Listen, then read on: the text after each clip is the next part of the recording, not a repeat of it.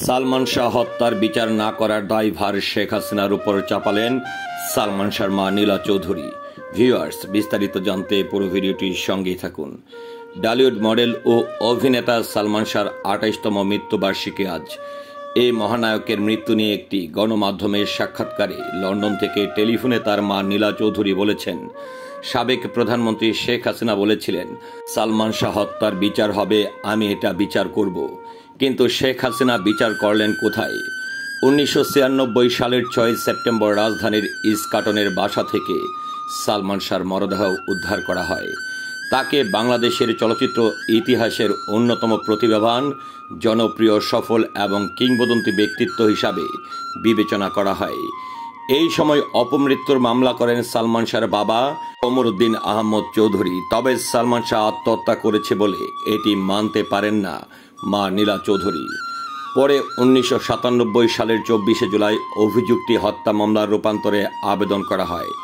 তার দাবি, তার ছেলে আত্মহত্যা করেননি, আত্মহত্যার কোনো আলামত নেই, তাকে পরিকল্পিতভাবে হত্যা করা হয়েছে, আর এজন্য তার স্ত্রী সামিরা ও আজিজ মোহাম্মদ ভাই জড়িত বলে জানান নীলা চৌধুরী। ক্ষোভ প্রকাশ করে তিনি বলেন, সাবেক প্রধানমন্ত্রী সালমান শাহর হত্যার বিচার করার কথা বলেছিলেন, কিন্তু তিনি বিচার করলেন না। নীলা চৌধুরী আরও বলেন, আমি জানতাম শেখ হাসিনার আমলে আমার ছেলের বিচার হবে না। আমরা শেখ হাসিনার সরকারের পরিবর্তন চেয়েছিলাম, পতন চেয়েছিলাম, আর নতুন প্রজন্মকে বাঁচাতে হলে আওয়ামী লীগ সরকারের বিদায় দরকার ছিল। অবশেষে তাদের বিদায় হয়েছে। তিনি আরও বলেন, নতুন সরকারের কাছে শুধু সালমান শাহর হত্যার বিচার না, সাগরণী হত্যার বিচারও চাই। তিনি বলেন, দেশের ১৮ কোটি মানুষের চাওয়া সালমান শাহ হত্যা মামলার বিচার হোক। হত্যার পিছনে তার স্ত্রী সামিরা, আজিজ মোহাম্মদ ভাই সহ ফিল্মের অনেকে রয়েছে। সালমান শাহর জন্য ৪১ জন ভক্ত অনুরাগীরা মারা গেছেন। আমি মাত্র মরতে পারলাম না। আমি যদি মরেও যাই, ভক্ত অনুরাগীরা এ মামলার বিচার চালিয়ে যাবে। অভিযোগ করে নীলা চৌধুরী আরও বলেন, মনোজ কুমার অনেক টাকা খেয়ে চূড়ান্ত প্রতিবেদন দিয়েছেন। আমাদের কাছে বারবার টাকা চাওয়া হয়েছে। সালমান শাহর অডিও রেকর্ডের ক্যাসেট পিবিআইতে দিয়েছিলাম, কিন্তু সেটা ফেরত পাইনি। এই মামলার বিচার চাইতে গিয়ে আইনমন্ত্রী পিপি আবদুল্লাহ আবু, আইনজীবী মোশাররফ হোসেন কাজল আমাকে অনেক হেনস্থা করেছে। আবদুল্লাহ আবু রাষ্ট্রপক্ষের আইনজীবী হয়েও তিনি সালমান শাহর হত্যা মামলার বিরুদ্ধে দাঁড়িয়েছেন। তিনি বলেন, দেশের পরিস্থিতি স্বাভাবিক হলে ফিরব। এখন দেশে গেলে আমার নিরাপত্তা নেই। ২০১৮ সালে পুনে হত্যার হুমকি দেওয়া হয়েছে। এছাড়া সালমান শাহর মা হয় আমাকে নিয়ে হত্যার পরিকল্পনা করা হয়েছে। পরে দেশ ছেড়ে এখানে লন্ডনে আশ্রয় নিয়েছি। ১৯৯৭ সালের ২৪শে জুলাই অভিযুক্ত হত্যা মামলার রূপান্তর আবেদন করা হয়। এরপর এই বিষয়ে তদন্ত করতে পুলিশ গোয়েন্দা শাখা সিআইডিকে নির্দেশ দেন আদালত। তদন্ত শেষে ১৯৯৭ সালের ৩ নভেম্বর আদালতে চূড়ান্ত প্রতিবেদন দেয় সিআইডি। প্রতিবেদনে এই ঘটনাকে আত্মহত্যা বলা হয়। পরে ওই বছরের ২৫ নভেম্বর ঢাকার সিএমএম আদালতে চূড়ান্ত প্রতিবেদন গৃহীত হয়। তবে প্রতিবেদনটি প্রত্যাখ্যান করে রিভিশন মামলা করেন কমরুদ্দিন আহমদ চৌধুরী। পরে ২০০৩ সালের ১৯ মে মামলাটি বিচার বিভাগীয় তদন্তে পাঠান আদালত। দীর্ঘ ১১ বছর পর ২০১৪ সালের ৩ আগস্ট আদালত বিচার বিভাগীয় তদন্ত প্রতিবেদন দাখিল করেন মেট্রোপলিটন ম্যাজিস্ট্রেট ইমদাদুল হক।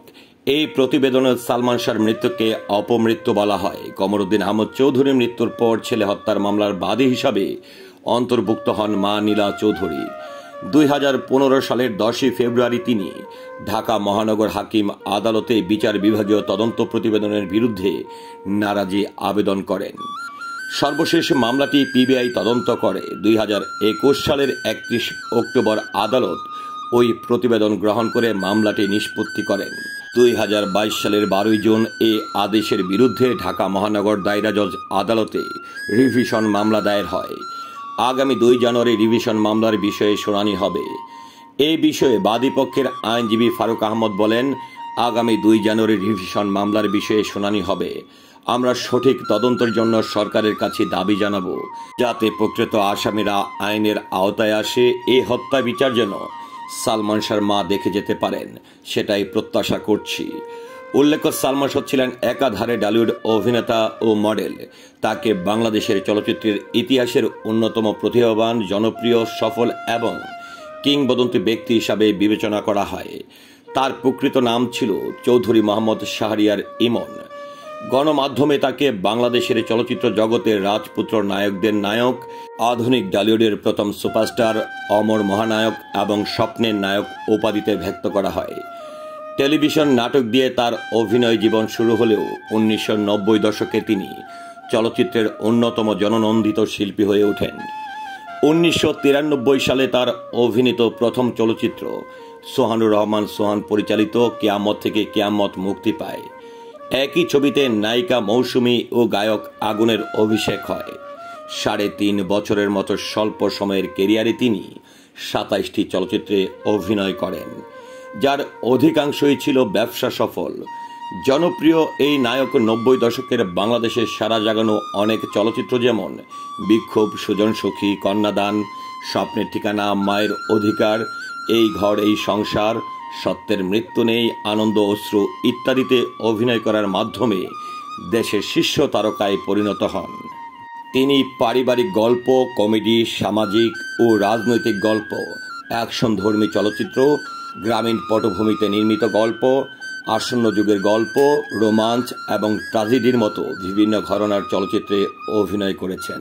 তাকে একাধারে প্রভৃতি প্রকৃতির চলচ্চিত্রে দেখা যেত, যেখানে তিনি নিজের বহুমুখী অভিনয় প্রতিভা, আকর্ষণীয় ব্যক্তিত্ব ও বিভিন্ন ধরনের চরিত্র ফুটিয়ে তুলতে নিজেকে সক্ষমতার পরিচয় দেন। ফলস্বরূপ ব্যবসায়িক সাফল্য ও সমালোচকদের প্রশংসা অর্জন করেন এবং ডালিউডের সবচেয়ে বেশি পারিশ্রমিক নেওয়া অভিনেতায় পরিণত হন। তার 3টি চলচ্চিত্র স্বপ্নের ঠিকানা, সত্যের মৃত্যু নেই এবং কিয়ামত থেকে কিয়ামত ডালিউড বক্স অফিসের সর্বকালের শীর্ষ 10টি সর্বোচ্চ ব্যবসা সফল চলচ্চিত্রের মধ্যে রয়েছে। তিনি সর্বস্তরের জনগণের কাছে নিজের গ্রহণযোগ্যতা ও ফ্যাশন সেন্সের জন্য বিখ্যাত হন। গণমাধ্যমে তাকে বাংলাদেশের সেরা ফ্যাশন আইকন হিসাবে স্বীকৃতি দেয়া হয়। চলচ্চিত্র বিশ্লেষকরা অর্থপূর্ণ সিনেমার একটি নতুন ব্র্যান্ড প্রবর্তন এবং আধুনিক যুগের নায়কদের অনুপ্রাণিত করার জন্য সালমান শাহ এবং তার শৈলীকতা ও ফ্যাশনকে সবচেয়ে বেশি কৃতিত্ব দেন।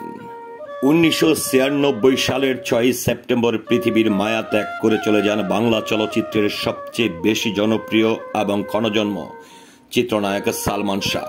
এতগুলো বছর হয়ে গেল সালমান পৃথিবীতে নেই, তবু যেন তার ভক্তরা আদৌ তাকে ভুলতে পারেনি। তো ভিউয়ার্স, চিত্রনায়ক সালমান শাহ আত্মহত্যা করেনি, তাকে হত্যা করা হয়েছে, এমনটাই বারবার অভিযোগ করে আসছিলেন তার মা নীলা চৌধুরী। এটি নিয়ে আপনার মন্তব্য কি, কিংবা সালমান শাহ হত্যার বিচার নিয়ে আপনার মতামত কি? আশা করছি কমেন্টের মাধ্যমে জানাবেন। সেই সাথে পুরো ভিডিওটির সঙ্গে থাকার জন্য অসংখ্য ধন্যবাদ। আল্লাহ হাফেজ।